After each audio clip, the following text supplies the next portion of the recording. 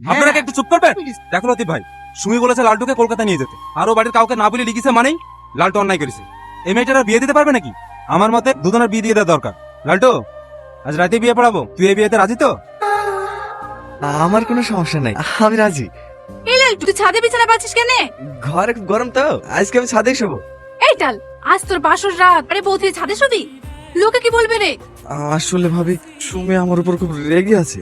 আসলে তুই মাথা মোটা, তোর বউয়ের রাগ লোকে এসে ভাঙাবি নাকি? চাহাক কিন্তু ভাবি, আর কোনো উপায় ছিল না, সরি। সত্যি তুমি জিনিস একটা, খুব আনন্দ হয়েছে না?